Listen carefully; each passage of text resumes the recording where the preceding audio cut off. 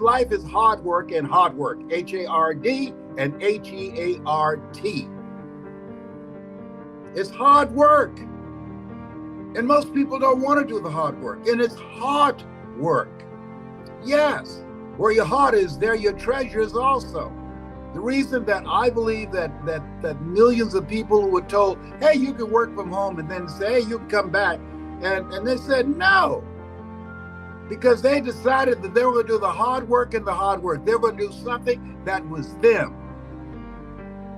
And I can share this with you, and speaking from a place of knowing, at 78, as of February the 17th, looking at my life, I know if I had my life to live over again, I could have done more than what I've done. I can't unscramble those eggs.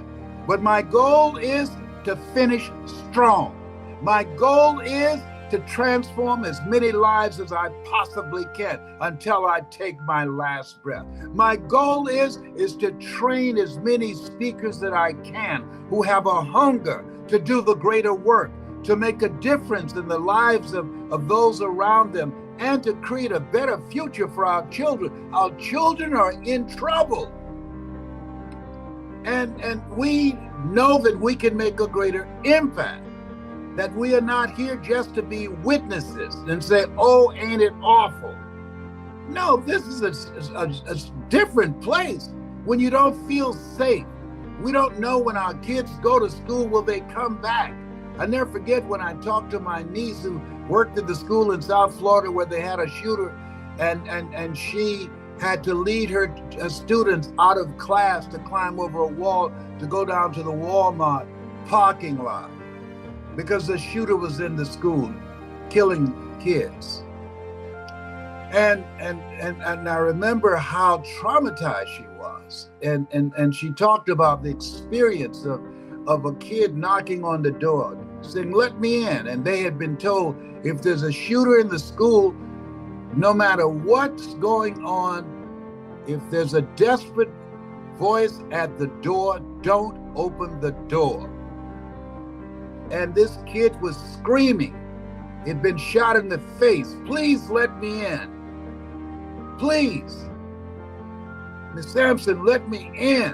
When he called her name, she said, wait, come on, the shooter don't know my name. And she opened the door and she let this kid in against the protocol and saved his life. But she also put the others' lives at risk, because maybe the shooter could have asked somebody who's in that room.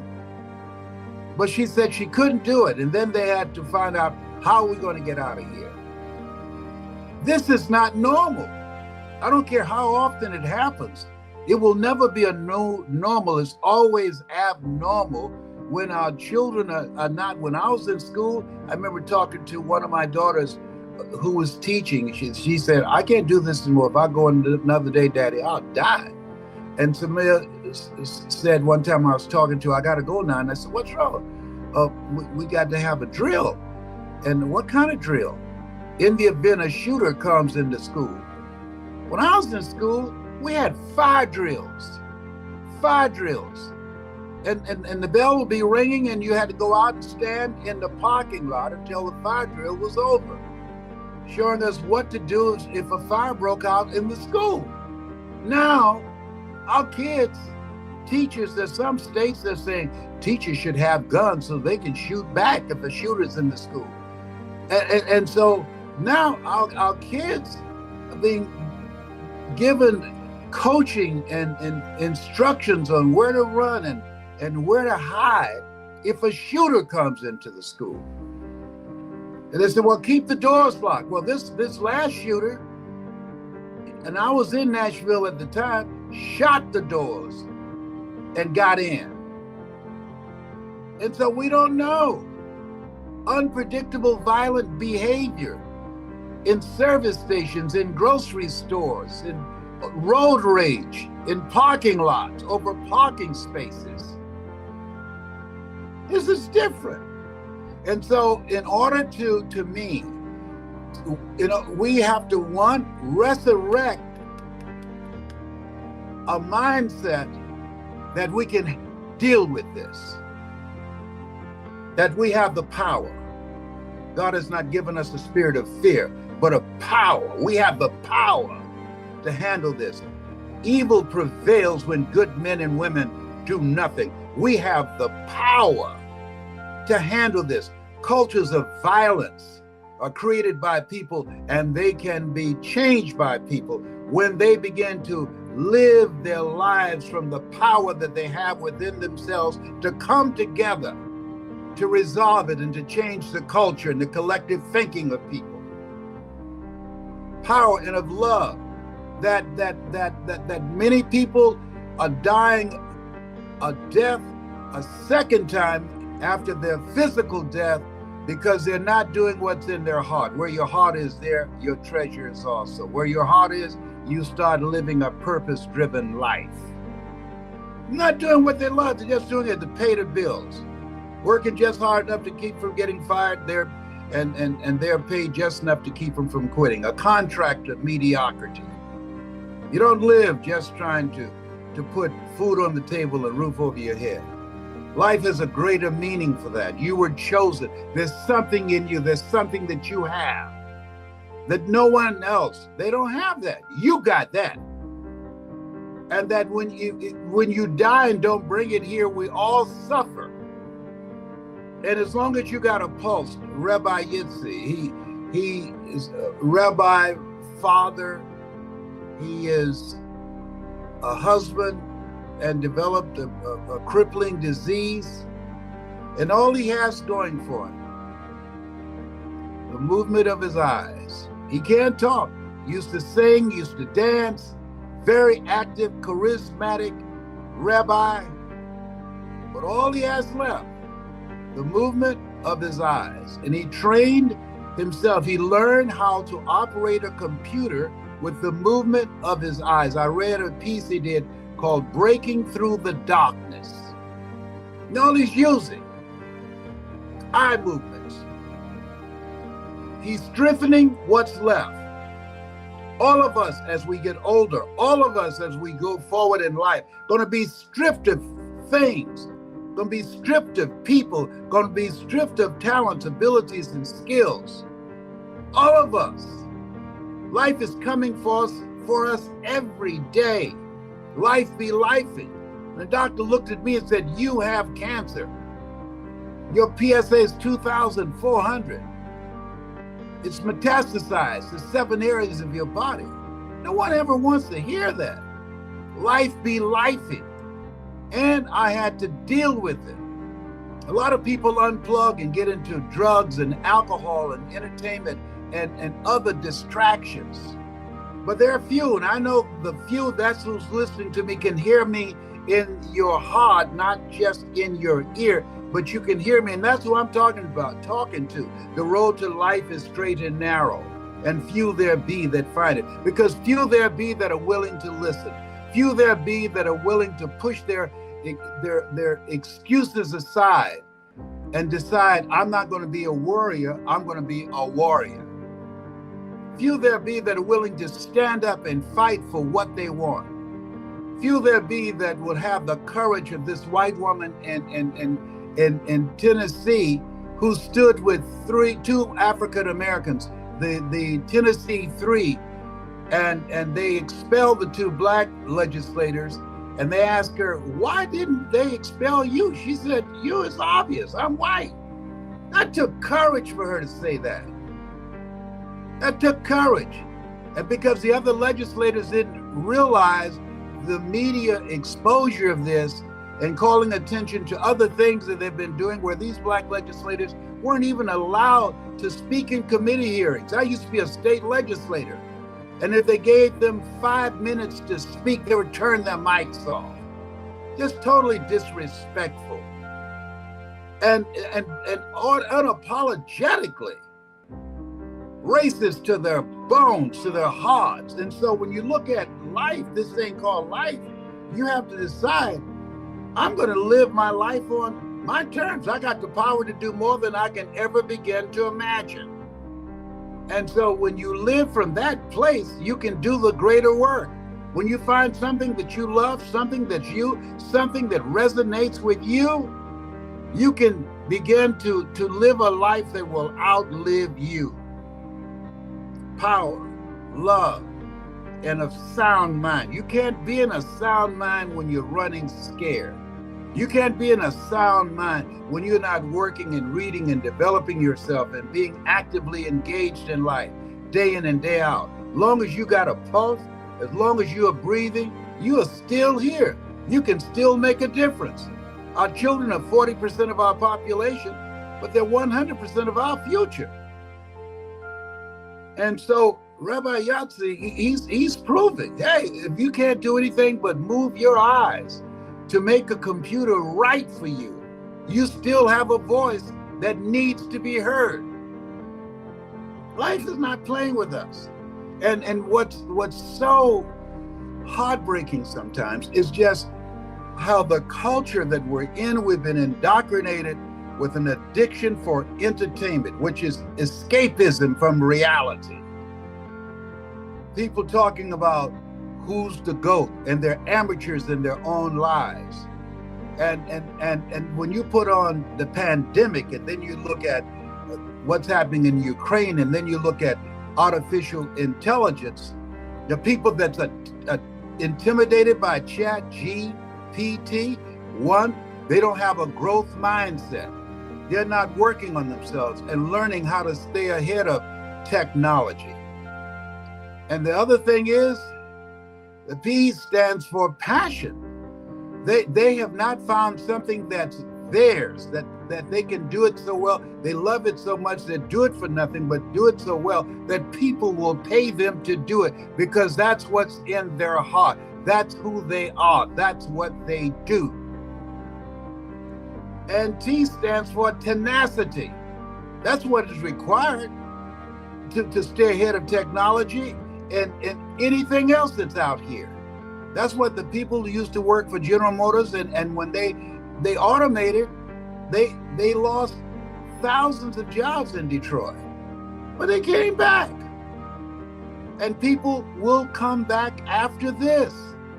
We have the ability to rethink our lives. We have the ability to reinvent ourselves. We have the ability to understand and adhere to the words that says, if a man is to gain his life, he must lose his life. There's certain things that we can no longer do because it's off limits. It's from that old school of thinking that won't serve us now.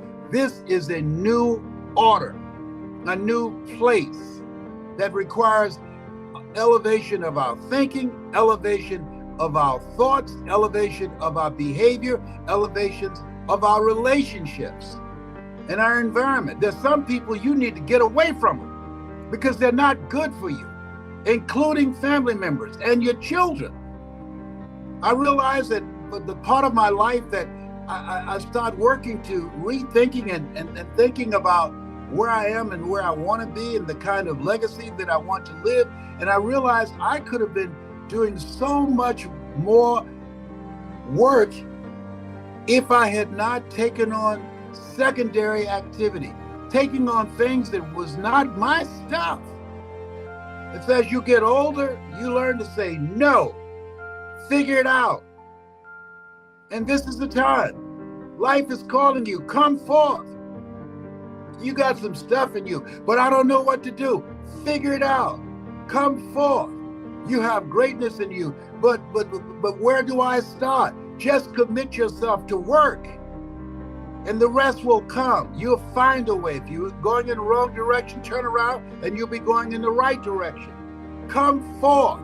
Let go or be dragged of toxic, negative people who don't have goals and dreams, who just want all the glitz and glamour and the things, but don't understand the sense of spirituality, that life is coming for you, and that you have joy, that your strength cometh from the Lord, that helps you to weather the storms of life, because it's a part of life. And so when you are moving from a place of peace, I'll keep thee in perfect peace, whose mind is stayed on thee, not on your problems, not on your challenges, not on your situation, no, whose mind is stayed on thee. love, when you're living a heart-driven life. God is love, and he who dwelleth in love dwelleth in God, and God in them. And you are in harmony with yourself. When you love yourself, you take better care of yourself, and you treat people with respect. You hold yourself to a higher standard of integrity, and you have the can't helps it, that there's certain things that you know that you can do and you should do. And you want to be about your Father's business on this day, and not just engage in some symbolic celebration. Sunday comes. Yeah, it's here. But every day we have to look at, what can I do to make this the best day of my life? What can I do to live a life that will outlive me?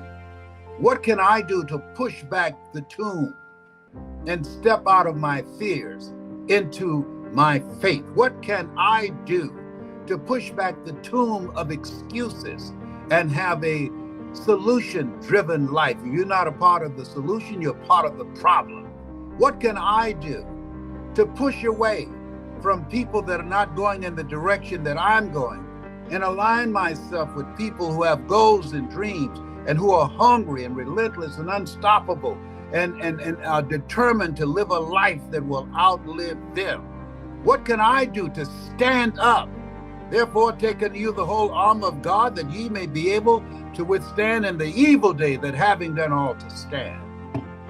Yeah, this is the time to stand, not to play dead, not to die a life that does not matter and has no consequence and has not made a mark. No.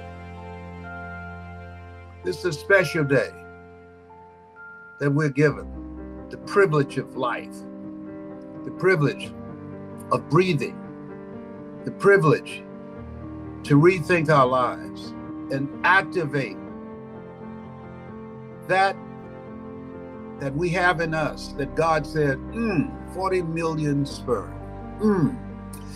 I want that one. I want that one. I'm going to deploy that one to the earth. Yeah. We've been indoctrinated to be employed, but we were deployed to make the world a better place, to do the greater work. We were deployed, sent here on purpose. You're a masterpiece because you're a piece of the master. Take the time to work on you. I've been doing it less, and so much has happened. What do you do when you pray and your prayers are not answered? Mary McLeod Bethune answers that best for me. Pray as if everything depends upon God, and work as if everything depends upon you. Come forth! Come forth. Our children need you. Somebody paid a price for us to be here. Stony the road we trod, bitter the chesting rod, thought of the days when hope unborn had died, yet with a steady beat have not our weary feet come to the place for which our father sighed. We've come over a way that with tears have been watered. We've come treading a path through the blood of the slaughtered. Come forth. You have something special. You have greatness in you. Rob this cemetery of your greatness. This is a time, and I'm going to share some steps with you that's very important, because when I became a speaker and I started my business and several other businesses, it was against all odds. You hear me? Against all odds. With no college education and nobody who looked like me that was doing what I'm doing now. But now you see motivational speakers everywhere. Everybody saying, I'm a motivational speaker. If you were to help people, you would say, well, the only thing I can do if I want to help people is become a preacher. But then when I start doing this, now there are people who say, wait a minute, there's another option. There's another way. See, what we have to do now is we are in a creative mode. Everything that happens is for our good. All things work together for good for those who love God and for those who are called according to his purpose. If you don't know anything else, you know that. You know that. When we look at what has taken place, And where we are right now, this is a fresh start. And we want to take advantage of this. This is no time to relax and say, we did it. No, we did not. This is a fresh start. This is a new beginning. This is the time to build legacies. This is the time to be motivated, get the family involved, get the kids involved, and get focused on what your goal and what your dream is. And what is it that you're going to do now that we're in this place? What is it that you're going to do with your talent? This is a time to work your talent. I remember when I decided, Wesley, Margaret Ann, Leonard, Angelo, listen to me. Sharon, I'm going to buy my mother a home. I'm going to do that. Are you guys going to join me? What are you talking about? I said, I'm going to buy our mother a home. Are you going to join me? Yeah, we'll help you. And they did what they could do, but I was the lead guy. Okay. And so we divvied up what each person would do. Margaret Ann, she bought the groceries. I paid the bills. Wesley was in Vietnam fighting for our country and got a Purple Heart. Yes. See, when you have a new chance, see, life is cyclic. It's like a roller coaster. Sometimes you're up, sometimes you're down. Sometimes things go well, sometimes they don't go so well. So this is a period. This is a new season. Listen here. This is a new season in your life, in my life, in our life. And now we want to work. You want to work your gift. Not just be a part of somebody else's dream, but this is a time to think and come up with some new ideas. What is it that you're going to do now in this new place, in this new season? See, there's never a shortage of money, just a shortage of ideas. There's a shortage of thinking. When these foreclosures, when the various restrictions that will be lifted, and they will be eventually, all the stuff that's happening right now, what we have to do, it's better to have a plan and not need it than to need it and not have it. And I'm saying to you, find something that's you. Find something that's you. Write this down. Your voice is your superpower. No matter what business you're going to go into, your voice is your superpower. If you understand that, you believe that, just put yes in the comment section. Yes in the comment section. Your voice is your superpower. If you're involved in sales, your voice, you got to be able to sell. If you're involved in multi-level marketing, real estate, insurance, financial, you've got to sell yourself. It's very important. Your ability to make a point, the ability to influence people, the ability to make a greater impact. In the beginning was the Word. The Word is powerful.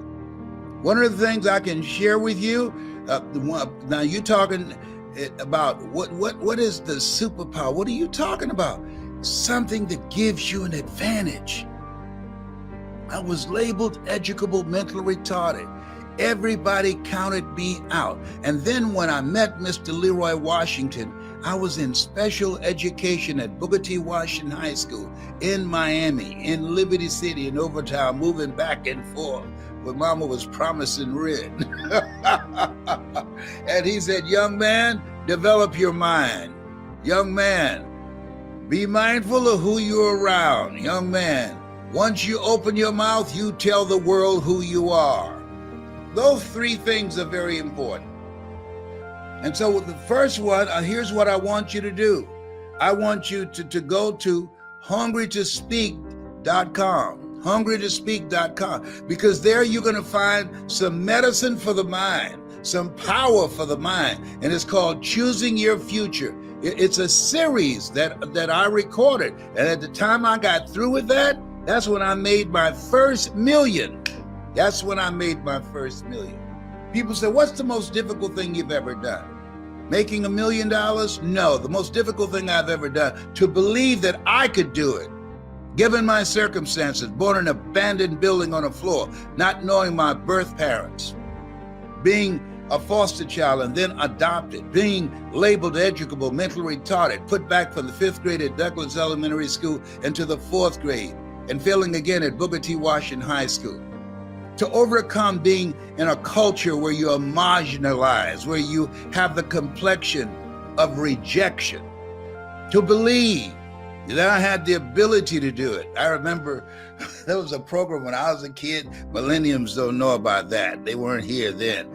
They used to have a program called The Millionaire. And John Beresford Tipton would give Michael Anthony $1 million to give it to a particular family. And after the program would go, somebody come to the house and knock on the door. I would jump up and run to the door. Mama would say, "Where you going, boy?" I said, "I was checking to see if that's the man with the check." She said, "If you don't sit your behind down, if he had $1 million check, somebody would have busted him in the head by now." You know what? We got a fresh start. This is dramatic. God has been in the midst of all this stuff. And now we want to take advantage of it. Now we want to milk it. This is our time. This is the time to get it done in 21. And part of that process is what's going to be different about you. What's going to be different? This is the time to take it up, to step it up. This is the time to take your performance, to take your focus to the next level. What's going to be different about you?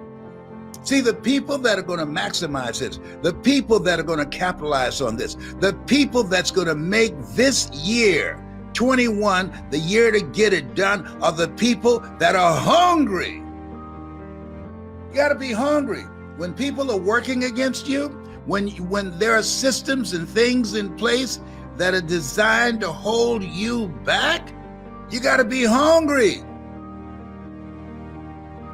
Things have not changed that much that you can't be hungry. If you're not hungry, if you don't feel that your goal and your dream is necessary, your dream will end up a casualty. And so you got to get up each day. The people that are hungry, they're the first ones to get up in the morning and the last ones to go to sleep at night. People that are hungry, they have an agenda for their life of what they want to get out of the day. People that are not hungry, they are part of somebody else's agenda. They just are trying to go through the day. And don't mess with them. Don't criticize them. Leave them alone. My mother had a sign, I always talk about it, on her mirror. "Oh, Lord, help me keep my nose out of other people's business." So I'm talking to you this morning because as much as I'm talking to you about this, I'm talking to myself about this. I'm 75. You know, you get 75, let me share something with you. All kind of stuff start happening to you. You wake up one morning, you start moving. Oh, I used to wonder, Mama would say, "Oh, Arthur's bothering me." Mama, who's Arthur? Don't worry, boy, you live long enough, you'll find out. Well, I know where Arthur is now. He's on my right hip, and he's been giving me a fit up in here, up in here. Oh my God. She's talking about arthritis. Thank the Lord for waking me up in my right mind this morning. Mama, why do y'all say that every Sunday? Why do you say that? Don't worry, boy. You live long enough, you'll find out. I went to Cancer Centers of America. I lost my passport. I left my identification there at the hospital. I got home and I said, "Hey, did you see it, John Leslie?" "No, sir, Daddy." "Do you know where I put it?" "No, sir, Daddy." "Who's 75 here? You 36. I'm the one 75. You should be watching me. You know, you can't leave me by myself." Oh my God. You know, I mean, oh my God. I mean, just little aches and pains coming from everywhere. You say, "Wait a minute, what's going to come next? I didn't do nothing to deserve this." Oh my God. Oh, so I have to take my time going down the steps. My mind is young and vibrant and energetic. But the body said, you better take your time. You better take your time, Mr. Motivator. For you're behind, fall down these steps. You might be thinking young and motivated, but you better positively take your time going down the steps. Oh, getting older is so humbling. It's so humbling. That's why I think Paul say, pray unceasingly. But this is a fresh start.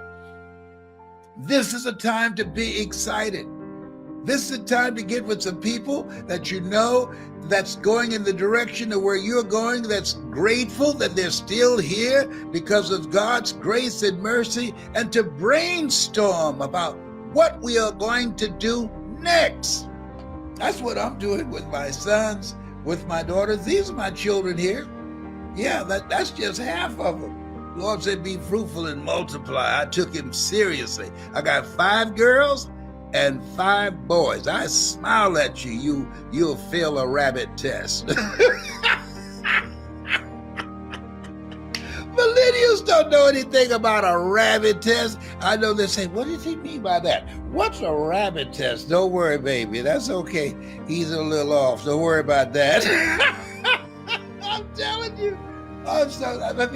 We got to be grateful and celebrate and have a spirit of gratitude that we are still here, that we are victorious, that we have accomplished some things and have created an opening so we can work our gifts. That's what we've done. That's what we're fighting for, to be in position so we can do that which we are called to do. And trust me, this place where we are, this is not any time for people who are just looking for getting another job, who've been eliminated from the job market because of the coronavirus or because of artificial intelligence. No. This is a time to create. We were created by the Creator to create something for yourself, something that's you, something that's in your heart, something that's your calling. A job you get paid for. A calling is what you're made for. And I decided, I had a goal. What's your goal now? What is it you're going to do? People that don't have goals die sooner than people who have goals. Why? They have no reason to get up in the morning. They need an alarm clock. But when you have a goal, you don't need an alarm clock. No, you don't. You'll get up. And trust me on this. When there's a reason for your life, reasons are empowering reasons. They bring something out of you. Reasons allow you to rise and face whatever life throws at you, because it's going to throw some stuff at you. Think it not strange that you'll face the fiery furnaces of this world. You will, no matter if you give 10% of your earnings. You will, no matter if you've been real good. You will, no matter if you speak in unknown tongues. You will have tribulations.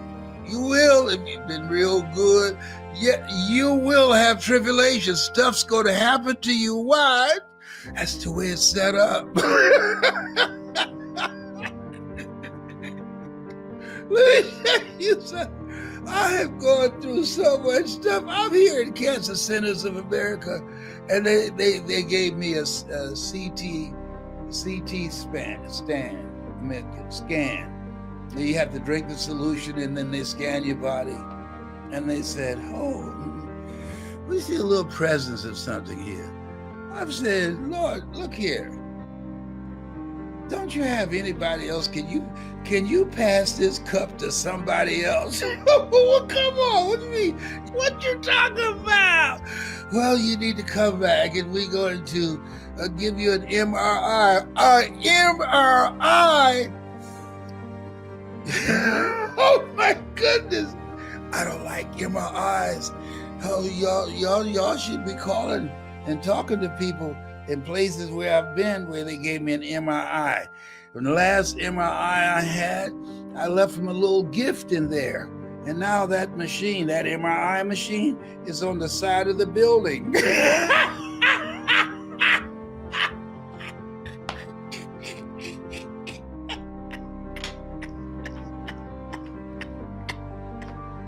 Oh my God, they didn't give him his medication this morning. I'm sorry, Tyrone, I'll be through in a minute. I'm so sorry. I'm so sorry. Yeah. Come on. They put a mask on my face, and then they strap my face down, and then they put straps over my arms and everything and my body and push me in, and they closed the door, and then they went out the room and said, just relax and breathe deeply. And they turned the light off, and they said, when we push this button, we tell you to hold your breath, hold your breath. Are you all right? No! I tell you what I did one time. Let me tell you why it strapped me down, because last time I did it, I scooted out. I scooted out the other end. I said, no. Homie can't do this. No. I scooted out. Y'all got to give me some. I'm claustrophobic. Yeah, when I was a kid, they were playing and locked me in a refrigerator, and I had recalls about all that kind of stuff. So maybe the word got out, so they strapped me down this time. They strapped me down and pushed me in.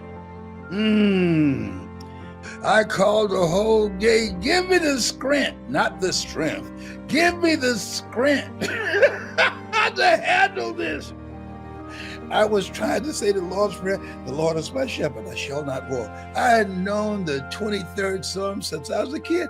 All I could remember was when that light went off, when they closed that door, all I could remember was, the Lord is my shepherd, I shall not want. The Lord is my shepherd, I shall not want. It's amazing.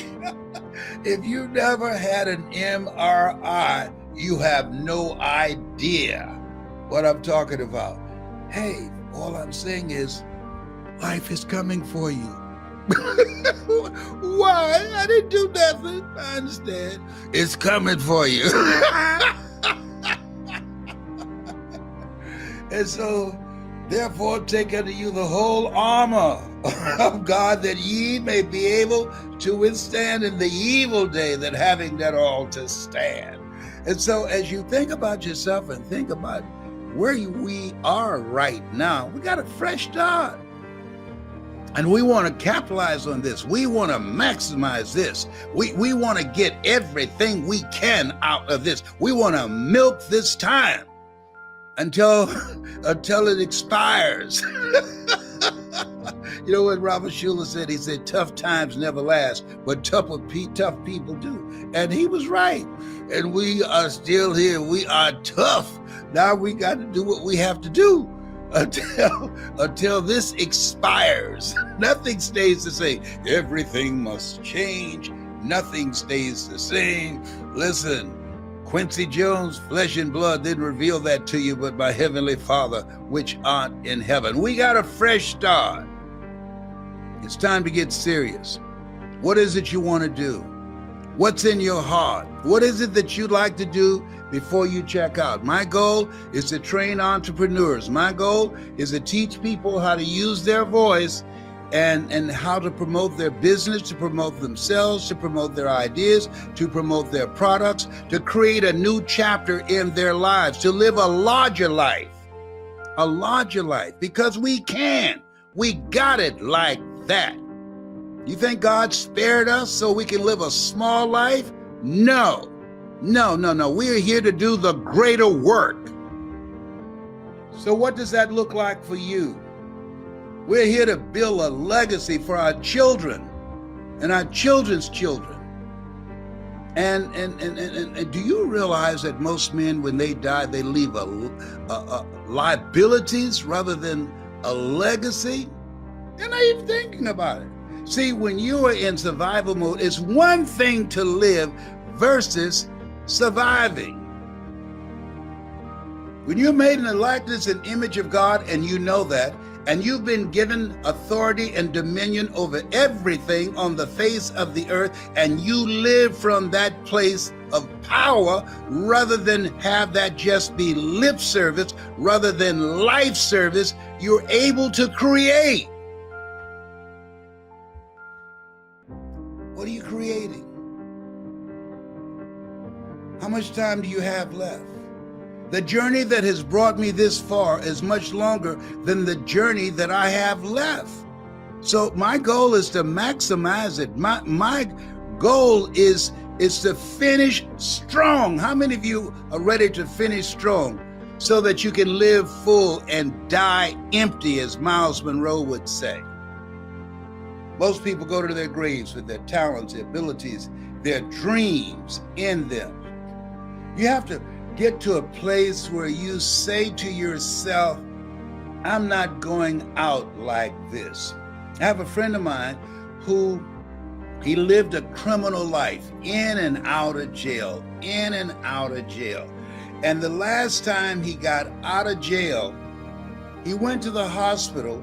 One of the children that he had impregnated a woman with, he was there at the hospital when the baby was born, his son. And when the baby opened his eyes, he said that was his rehabilitation. He said he decided in that moment, that was a turning point, in that moment, he would no longer live a criminal life. What will it take for you? Paul said, I must die daily. What will it take for you to die to who you have been now that we have a fresh start? What will it take for you to die to who you've been, to have a fresh start on this day, to honor your commitment to yourself, to get off all your medication, to exercise? I'm talking to myself. And do the things that you know you need to do, Mr. Brown, Mr. Motivator, that will keep you here on the planet longer. So you got to do some things so you can be here. Being here is not a given. You have to work at it. So what's your game plan for being here, for improving your life and putting more life into your years? So when that young sister runs, who announced her candidacy at the inauguration, what are you going to do differently? See, it's one thing to say, I want to be here at 90. You're 75 now.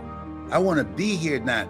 But it's something else when you say, I expect to be here. See, want shows up in conversation. Expectation shows up in behavior. Wow. Oh my goodness. If the shoe fit, wear it. And if it doesn't fit and it's your shoe, wear it anyhow. Oh no, he didn't go there. Yes, he did. I'm encouraging you, don't rule it out saying, well, I don't know if you can do it. Well, so what? Eye has not seen. What do you think that means? There's some things that you can do that you've never seen before. We're in a place now where we've never been before. Eye has not seen, ear has not heard. Nor is in the heart of mankind what God has in store for you. What's in you that you're able to do? That's why they have a term called breakthrough, that your life is a breakthrough moment. And so when I think about that and think about what I was going to share with you today, that this is a time. I have a friend named Dr. Stan. They call him Dr. Breakthroughs, Stan Harris. And he talks about living your life in a way in terms of having breakthroughs. And I think we should have those in various areas of our lives, that we must live with a sense of urgency, one, and two, and that's making every moment count. And the other thing is have breakthrough thinking. Look at ways in which in various areas of your life that you have breakthroughs, that you take your performance to the next level. that those things that you've been talking about and you've been operating at this level, but now you're at a place now, I'm going to get through this. I'm going to take it to another level. When I was a kid, the high jump in the Olympics was 6 feet. And a guy named John Thomas was a brother who he was a high jumper and had the record in the world. And so during that time when you jumped, as kids, when we played in the backyard, we would have somebody hold a stick and you run and you would just jump over it. And then, but he developed a strategy. Most people were just jumping forward to jump over it. But he developed a strategy that you could sizzle, and what they call the sizzle, that you raise your leg and that front leg, and then the other leg come behind it, right? Then there's something that came along called the Fosbury flop. Same event, but there's a guy, it was named after him. And when he jumped, he was able to raise his body high enough in the air, and he would go over the pole head first and bring the body behind him. Same event, but different strategy. And as a result of that different strategy, he was able to maximize his impact. He was able to jump 7 feet that you couldn't do it physically, just using the method that had been used or that approach up to that particular point.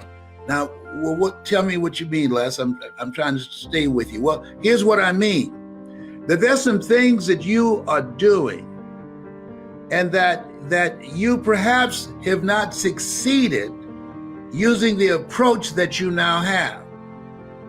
And that many people, when they're going after their goals and dreams, they have failure after failure after failure because they are doing something in the same way. I think that's why Einstein said the thinking that has brought me this far has created some problems that this thinking can't solve.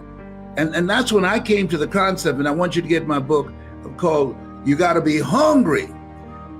And so what happened is that as you look at your life, a lot of people, when they fail over and over and over again using the approach that they now are using, they stop.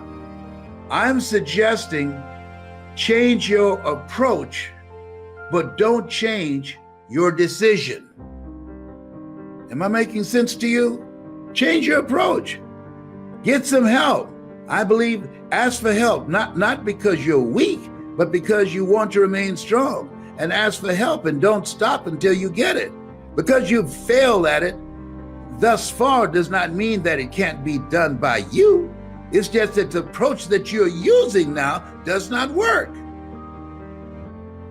And there's some things that we're supposed to do that many people using the same method, the same team, the same relationships, the same information, the same approach, and they stop saying it can't be done.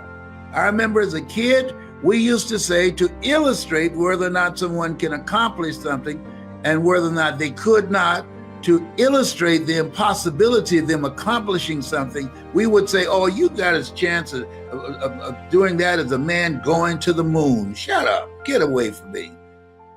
Hey, we've gone to the moon. We don't say that anymore because when I was a kid, it was seen as impossible for man to go to the moon. That's no longer a reality. The Wright brothers, when they were able to create a vehicle that was only up in the air for about 6 seconds. Up to that point, the belief was for centuries, man couldn't fly. Because if God wanted man to fly, he'd have given him wings. You will never fly. You're not a bird. Get used to it. You're not even a pigeon. Get used to it. Might be a pigeon in your thinking, but you cannot fly. That was the belief. But the Wright brothers, who came along and their father was a minister, and that was his belief, they had breakthrough thinking and they changed the approach on what it would take to transport our bodies in the air. You came here to do something. Some people know right away. Nina Simone, who climbed up on a piano at 5 and started playing by ear. Some people know right away of what that is.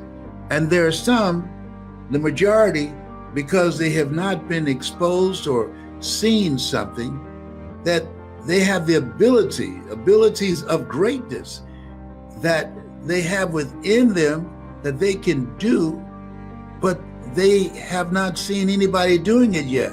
So they don't even try.